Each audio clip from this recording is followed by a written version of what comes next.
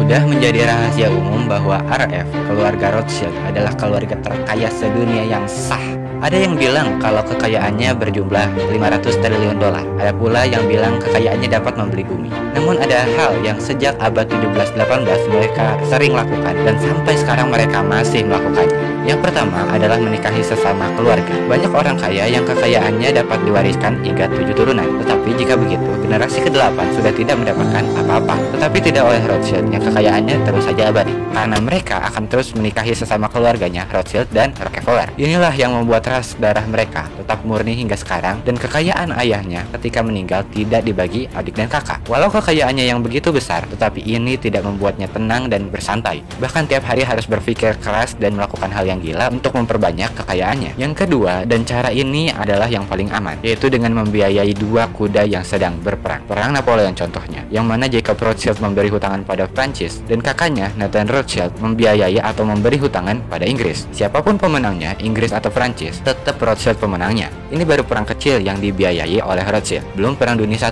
dan Perang Dunia II, di mana bank sentral negara Eropa milik Rothschild sudah siap memberi hutangan pada negara dan kerajaan. Yang ketiga, dan ini yang paling dikenal, yaitu menggunakan kekuatan pemerintahan. Berikan saya hak untuk mencetak uang. Saya tidak peduli siapa pemerintahnya. Inilah ideologi Illuminati yang keluar dari seorang Michael Amschel Rothschild, sang father of Rothschild. Rothschild akan membuat bank sentral di seluruh negara di dunia ini untuk mengontrol keuangan dunia. Satu hal yang tak diajarkan di sekolah adalah bank sentral yang biasa kita kira-kira sebagai lembaga pemerintah ternyata milik swasta. Hingga sekarang hanya Cina yang bisa intervensi pada bank sentral di bawah pemerintahan. Itu pun masih tak lepas dari cengkraman globalis. Bank sentral Prancis contohnya didirikan tahun 1716 milik swasta, dinasionalisasikan oleh pemerintah Prancis di tahun 1718, diswastakan kembali tahun 1800, dinasionalisasikan lagi tahun 1946, diswastakan kembali tahun 1993 bersamaan dengan terbitnya euro. Rothschild tak akan diam jika dia tidak diberi hak untuk berkuasa. Yang keempat, dan ini sekarang sedang gencar-gencarnya dilakukan, yaitu kendali informasi. Rothschild bisa membeli reporter, berita, koran, media-media mainstream seperti C.B.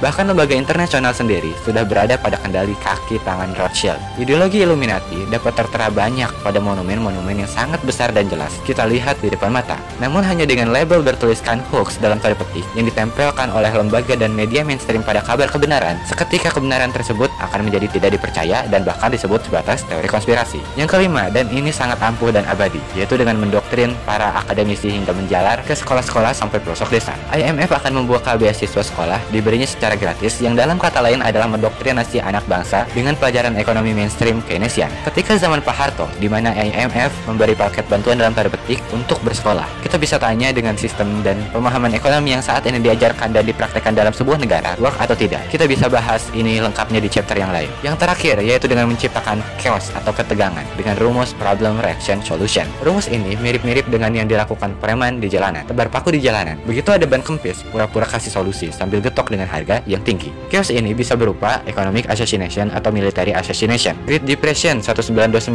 di Amerika yang membuat masalah ekonomi. Maka John Maynard Keynes beraksi dan berkata harus ada bank sentral. Alhasil terciptalah bank sentral yang lagi-lagi milik swasta milik Rothschild yang bernama Federal Reserve hingga sekarang. Perang Dunia I, agendanya adalah menggulingkan Tsar Rusia dan Khilafah Turki Utsmani karena dianggap mereka adalah ancaman. Perang Dunia II, dengan solusi harus ada PBB, IMF, World Bank, dan dolar sebagai mata uang dunia. Itu adalah agenda dari Rothschild. Pak Soekarno alias Indonesia di tahun 1967, yang mana ada kegentingan yang ada menggunakan PKI untuk menggulingkan Pak Soekarno sebagai presiden karena terlihat sebagai ancaman bagi para bankir elit atau neokolonialisme alias penjajah gaya baru. Itu adalah bagian dari operasi yang didesain oleh Rothschild hingga sekarang, hingga akhirnya naiknya Jenderal Soeharto dan menandatangani masuk kembali ke PBB, IMF, dan World Bank. Tsar Rusia Alexander I dan II di tahun 19 karena telah menggagalkan Nathan Rothschild untuk membuat pemerintahan dunia di tahun 1814 melalui Kongres Vienna. Digalanglah demo besar-besaran oleh kaum buruh dan petani dengan pemahaman komunis, ciptaan Karl Marx dengan janji-janji sorga.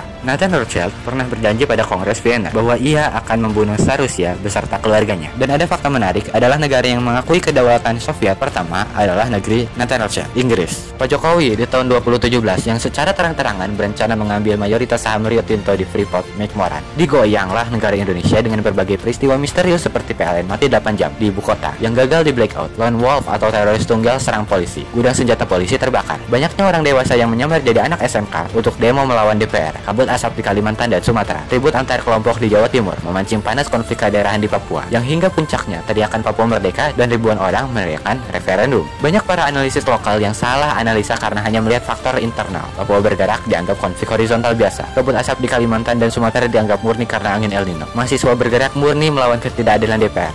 Atau gini deh, kunci sukses menciptakan chaos dengan style demo turun ke jalan adalah pendemo tersebut tidak tahu apa misi asli demo tersebut. Seperti yang lalu-lalu kan, yang demo tidak tahu untuk apa dia mendemo itu. Kita lanjut. James Madison, Presiden Amerika di tahun 1811 yang tidak mau memperpanjang kontrak Bank Sentral pertama Amerika. Apa yang terjadi? Make American Colonialism Again, atau buat bangsa Amerika terjajah kembali, kata Nathan Rothschild. Amerika diserang oleh Inggris hingga akhirnya adalah Bank Sentral kedua Amerika, didirikan yang juga milik Rothschild. Krisis Asia 93 adalah bagian dari Economic Assassination dengan kata Make ASEAN Scream, atau buat rakyat Asia menjerit. Phoenix 1907 adalah bagian dari chaos yang diciptakan. Indonesia di tahun 97 yang menggunakan kaki tangan CIA untuk menggulingkan rezim Soeharto adalah bagian dari chaos dan economic assassination. Andrew Jackson, pemerintah Amerika yang membubarkan the Second Bank of the United States dan melunasi hutang-hutang Amerika. Dikirimlah banyak pembunuh bayaran yang beberapa tertangkap dan mengaku. Dan anehnya, setelah itu mereka divonis tidak bersalah. Intinya, siapapun orangnya, jika berani macam-macam dengan Rothschild, maka bawaannya ingin ganti rezim. Namun sejak awal abad 19 hingga sekarang, Rothschild lebih banyak tampil di belakang layar. Yang lebih sering muncul kini adalah Rockefeller, JP Morgan, Wall Street, dan lembaga internasionalnya. Jurus iblis yang paling hebat adalah meyakinkan dunia bahwa dirinya tak ada. Hingga sekarang, Rothschild menjadi shadow atau bayangan yang jika dicari kemana-mana tidak akan ketemu. Tapi sebenarnya dia ada di mana-mana. Mereka lah oligarki dan plutokrasi dunia. Oligarki adalah sekelompok orang mengendalikan jalannya pemerintahan. Plutokrasi adalah orang kaya mengendalikan jalannya pemerintahan. Di setiap negara itu ada. Bahkan Rothschild ini bergenerasi. Dan hebatnya, mereka tuh bisa mengendalikan kaki tangan anak bangsa yang gak sadar kalau mereka itu pion dari strategi kapitalis di top of piramida ekonomi kekayaan manusia. Itu tadi adalah sekedar informasi dan pengingat bahwa elit global memang ada dan sedang mencengkeram dunia sangat kuat. Masih banyak sih tentang rahasia mereka dan apa dan bagaimana strategi mereka dalam menjalankan kekuasaannya yang seram-seram yang kita tidak tahu. Kita tidak boleh terperdaya oleh ilmu-ilmu ekonomi moneter Keynesian yang diajarkan di sekolah. Jadi ada baiknya ke depan kita harus sangat hati-hati. Jangan sampai membuat mereka marah, ataupun jangan sampai juga kita manut pada mereka.